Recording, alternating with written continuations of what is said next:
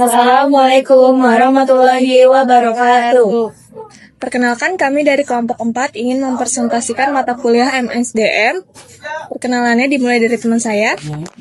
Perkenalkan, nama saya Vindi Priyanti. Perkenalkan, nama saya Intan Nuraini. Perkenalkan, nama saya Taliza Pakinanti. Perkenalkan, nama saya Regina Puspitasari. Perkenalkan, nama saya Delia Fitriani. Perkenalkan, nama saya Amelia Nurandini. Perkenalkan, nama saya Berena Cantika Amelia Vitaloka. Perkenalkan, nama saya Azanera Latifah. Perkenalkan, nama saya Raya Permata Aziza. Perkenalkan, nama saya Lutfia Koeto Aini. Selanjutnya, latar belakang dari masalah kita. Pandemi COVID-19 memicu penurunan ekonomi, sehingga banyak perusahaan sengketa melakukan efisiensi dan PHK, yang kemudian menimbulkan ketenagakerjaan karena hak pekerja tidak terpenuhi. Kasus di PT Muroko Kota Jember menunjukkan lemahnya penerapan aturan meskipun UU Cipta Kerja telah mengatur perlindungan pekerja. Kondisi ini menegaskan perlunya kajian mengenai penyelesaian sengketa pasca pandemi dan efektivitas kebijakan pemerintah dalam melindungi pekerja.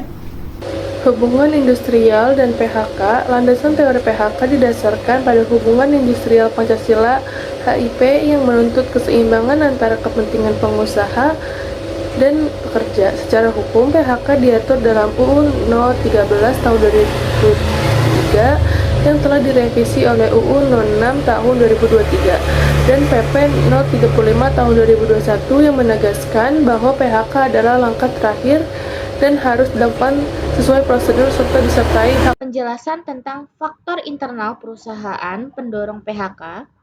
PHK disebabkan oleh faktor internal perusahaan terjadi karena kebijakan atau kondisi yang berasal dari dalam perusahaan itu sendiri. Biasanya keputusan ini diambil oleh manajemen sebagai langkah untuk menyelamatkan keberlangsungan usaha, menekan kerugian, atau meningkatkan efisien operasional agar perusahaan tetap bisa bertahan dan bersaing. Beberapa contoh faktor internal perusahaan yang dapat menyebabkan PHK antara lain. Yang pertama yaitu perusahaan tutup permanen. PHK dapat terjadi apabila perusahaan menghentikan seluruh kegiatan usahanya secara permanen. Penutupan ini biasanya disebabkan oleh kerugian yang terus-menerus, ketidakmampuan perusahaan untuk membiayai operasional, atau tidak adanya prospek usaha ke depannya. Dalam kondisi ini, perusahaan tidak lagi mampu mempekerjakan karyawan sehingga PHK tidak dapat dihindari. Yang kedua, perubahan status perusahaan atau penggabungan, peleburan, atau akuisisi. PHK juga dapat terjadi akibat perubahan struktur perusahaan seperti penggabungan merger, peleburan, atau pengambil alihan oleh perusahaan lain. Dalam proses ini seringkali terjadi penyesuaian organisasi, termasuk pengurangan jumlah tenaga kerja karena adanya jabatan atau fungsi kerja yang dianggap tumpang tindih. Yang ketiga, adanya perampingan atau efisien perusahaan. Untuk menekan biaya operasional dan meningkatkan efektivitas kerja, perusahaan dapat melakukan perampingan downsizing. Karyawan menghapus divisi tertentu atau menggantikan tenaga manusia dengan teknologi. Meskipun bertujuan meningkatkan efisien, kebijakan ini sering berdampak pada terjadinya PHK. Pada slide ini dijelaskan faktor pekerja sebagai salah satu pendorong terjadinya PHK, tindakan atau kondisi yang melekat pada diri pekerja. Pertama, melakukan pelanggaran berat, yaitu tindakan yang melanggar peraturan perusahaan sehingga tidak bisa ditoleransi. Yang kedua, mangkir atau tidak masuk kerja secara berulang tanpa alasan yang jelas yang dapat mengganggu operasional perusahaan.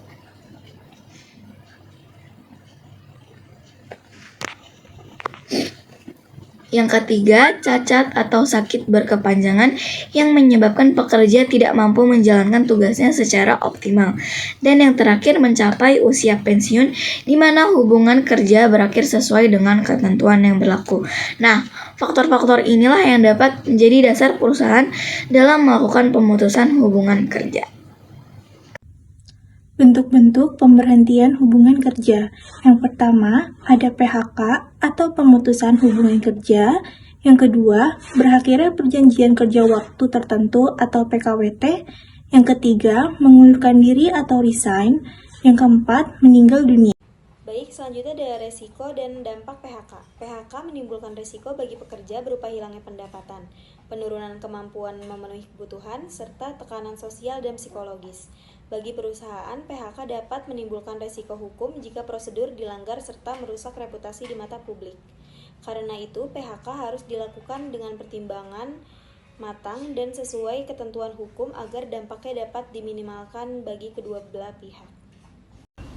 Baik, selanjutnya saya akan menjelaskan contoh studi kasus.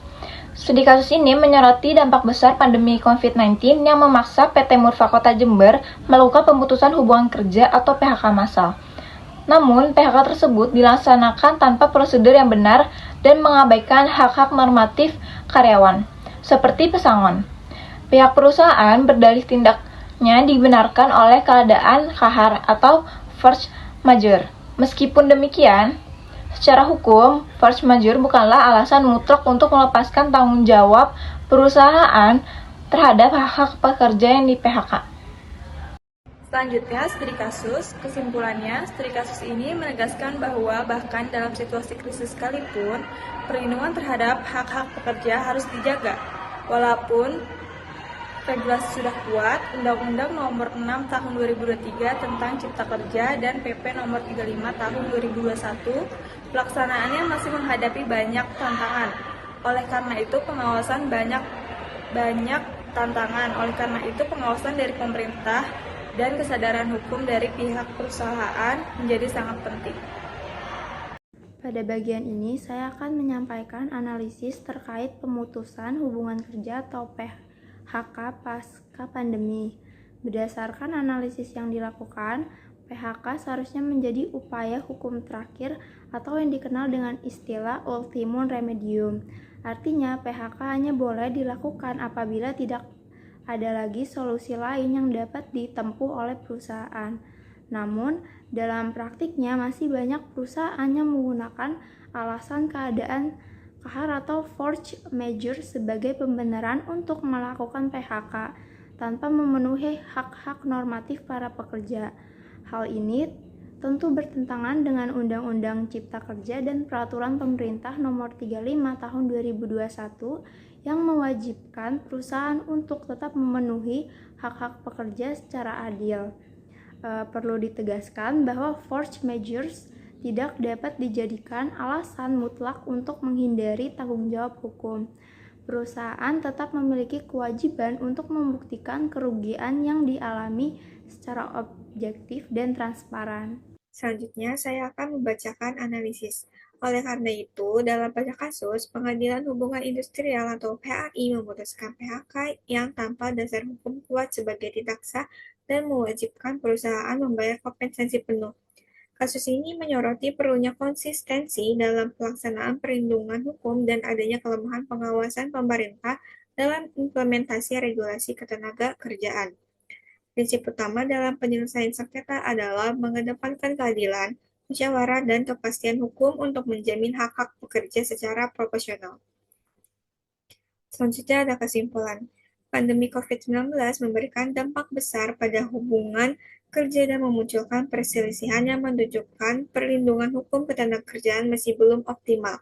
Meski regulasi sudah kuat, penerapannya masih menghadapi tantangan, khususnya terkait hak pekerja setelah PHK.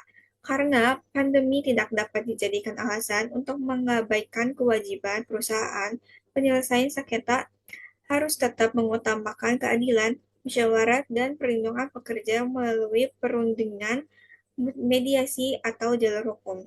Sekian dari kelompok kami. Wassalamualaikum warahmatullahi wabarakatuh.